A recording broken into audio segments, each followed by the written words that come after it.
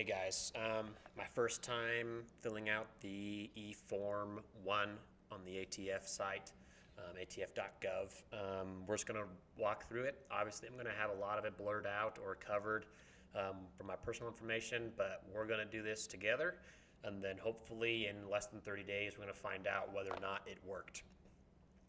So if you can't see what I'm typing in, that's because I don't want you to see, but we're going to walk through it all and talk about the process, what I've learned by watching other people. Hopefully this is going to be a, end all be all for all the information you need. But what you're going to do is start by going to the eforms.atf.gov website. You go there, you create an account. It's going to take a little bit. It's going to be name, email, address, etc., all that kind of jazz. And once you're logged in, you will have these options here. And you're going to navigate your way to Form 1. Form 1 ATF, Form 5320.1. That's cool. Before you get started, though, there's some things you need to have. First is a passport photo, so shoulders up. No harsh shadows on the face. If you have long hair, put it behind your ears. Take off your glasses, probably recommended. Just on a white background. Doesn't have to be taken at a Walgreens or something. It can be on your phone. That's totally fine. But just make sure it looks crisp, clean, professional-ish. So you're going to need that. You're going to need $200 to pay your taxes. And then you're going to need 2 copies of FD 258, I think it is. And that is the fingerprint forms. You can get those at your local police department or police station. I got 2 copies for $10 today. So you're going to need that stuff, and then you're going to need your chief law enforcement officer, their information, so your sheriff's or sheriff's office address and who your sheriff is, first and last name. Once you have all that, that's basically it. You're ready to go. Let's get started. Form 1. The site is very slow, so you're just going to have to deal with it, and it does this all the time where it reloads the same page, so just be patient. The first question here is application is made by. I'm an individual. The other really common one is trust. I'm not going to cover that. I don't have a trust, so I'm just going to do individual. If you're a government or a corporation, you probably already know what you're doing, so you're probably not watching this video. I'm going to go ahead and click next. This next page is going to ask some personal information. Right, so once you read all of this, I would really highly encourage you to read this. This is good stuff if you come through for the first time. I've gone through this already just to prepare, and I've read this, and there's some good info, but if you're really cautious, yeah, I'd encourage you to read this. Next, application, tax paid, $200. That's just it. I'm not going to get into the politics behind how by doing this or by having a concealed carry permit, you are reinforcing an infringement on your Second Amendment rights. I agree with that, but I'm not going to get into it. I just don't want to go to jail, so I'm going through the process. Next.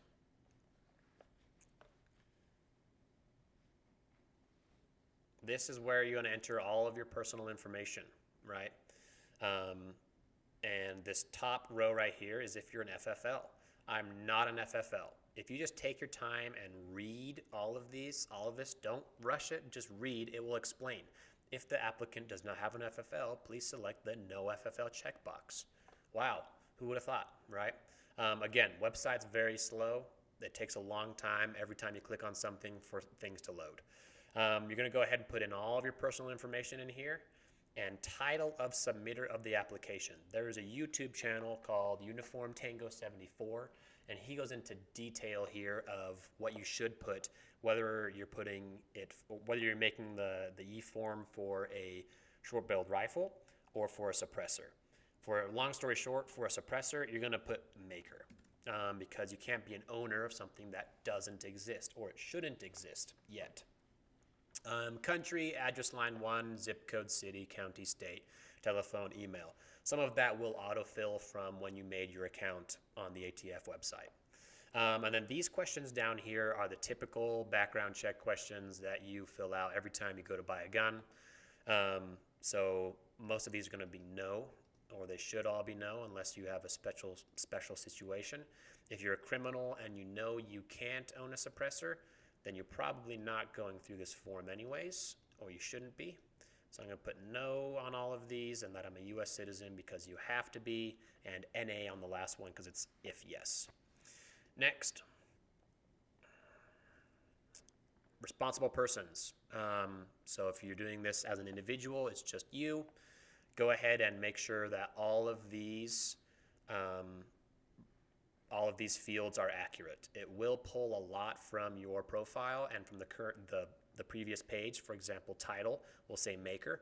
And it'll have your first name, it'll have your middle name initial, have your last name, your email. Make sure that that's all there. And make sure to scroll all the way to the right and get all of the fields. Two important things on this page, though, is one, you have to have your photo, and that's a required field, and it has to be in a JPG or a JPEG format, and it has to be less than 3 megabytes. 3 megabytes is pretty big. If you're taking it on like a professional camera, then it might be bigger than that. If you're taking on an iPhone or something, you're probably okay. And I like to upload that last just because as I've gone through this before, it's given me grief when I upload that. So I found out that just uploading it last is the best way to go. Second thing is Social Security number is not required, but it is encouraged because it says right here, failure to provide this information may significantly delay the process of a background check. Which will ultimately delay the process of approval.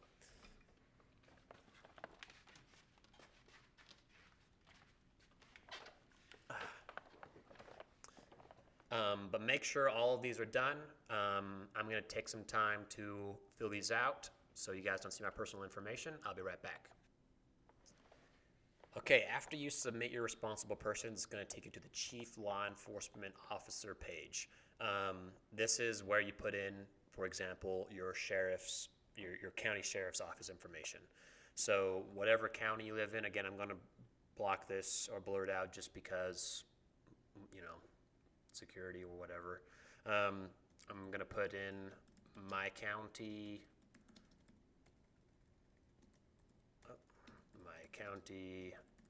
sheriff's office, and then name of agency official, first and last name of your sheriff. Title is going to be sheriff. Country, United States. Address line is the address line of the sheriff's office. And then zip code, state, city, county of your sheriff's office. I'm going to take some time to put this in because when I click on it, it pulls up my personal info. So I'll be right back. Okay, once that's done, now we're in the interesting stuff, the line items. So this next page, after Chief Law Enforcement Officer page, you're going to click on Add Firearm. This is where you're going to put in all of the information specific to your suppressor. So what you're going to do here is when this window pops up, click by manufacturer code. And it's going to take a while to load again because it always does. But manufacturer code is FMI. I don't know what that abbreviation stands for. I'm assuming form something. I don't know. But it'll be form 1 of registration. Verify manufacturer. Go ahead and click verify. Manufacturer validated. Great. Okay. Manufacturer country is United States. I live in the United States, right? You have to live in the United States to do this. Next. Product type, silencer. I know a lot of people are going to be triggered. That doesn't say suppressor, or that's not an option, but that's the only option that the ATF has on their Form 1. So I'm going to select silencer. And again, it's going to take a long time to load. But what's going to happen is it's going to pull up a lot of drop-down options for model and caliber for silencers. And you can choose a model from that list if you want to, but that is a list of models that other people have put into the ATF system. So if you are okay using their models, you can use your own serial number. That's awesome. But if you want to make your own, what you're going to do is after this is done loading, there we go. Oh, I'm going to click on my item description is not in the list. And again, it's going to load for a little bit, and it's going to change this drop down into a short text. And you can enter in your own model. Very cool. So once this is done loading, I'm going to put in my own model. And you can be as creative as you want, but know that you're going to have to engrave model, caliber, serial number onto your suppressor. So if you make it a long model name and you're engraving it by hand, that might be a problem. If you're doing it by laser engraver, cool, make it whatever you want to. I'm going to blur this out. I'm going to put in whatever I want to. And then caliber. A lot of videos on the internet, lots of blogs talk about this, but the rule of thumb is whatever is the largest caliber that you plan on using with this suppressor. If you are primarily going to use it as a 22 can, but you build it strong enough so that it can handle the pressures of 9mm and that the aperture of those, the hole of the baffles and the end caps are big enough for 9mm to go through, put 9mm on here. If you're doing, if it's going to be a 300 blackout can, but you might shoot 223 through it most of the time, put 300 blackout, right? So whatever's biggest, put it on here. I'm going to put 9mm on mine because I plan on shooting some 9mm through it. Unit of measure, I don't put 9mm, it's just 9. And then unit of measure is going to be millimeter. There you go. Overall length, again, this is a little gray area, some ambiguity here, but the rule of thumb is try to be as accurate as possible. Obviously, you can't measure your can because you shouldn't have it yet, and you shouldn't have the parts for it yet because that can be a criminal offense as well. So try to have some plans already. If it's going to be a modular can, this should be the maximum overall length, so in its longest configuration. That's what people are saying, and that's what has been getting approved. So mine's going to be 10 inches. It's in inches. And serial number, you can make it whatever you want. You can be creative, but keep in mind it has to be unique to you or your suppressor, and it shouldn't be too long because you're going to have to put that onto your suppressor. State why you intend to make a firearm. All of the videos I've watched put the same thing here. All of the blogs I've read say to do the same thing, and it's for all legal purposes. Click next. All legal purposes. They don't need to know what legal purposes I'm using it for, and I'm not going to put that, and you shouldn't either. Electronic documents, if you have blueprints, if you have plans, go ahead and put this in here. This is where you would upload that stuff, but it is not required, so don't feel like you have to, and I'm not going to. Finish. Again, it's going to take a little while to load.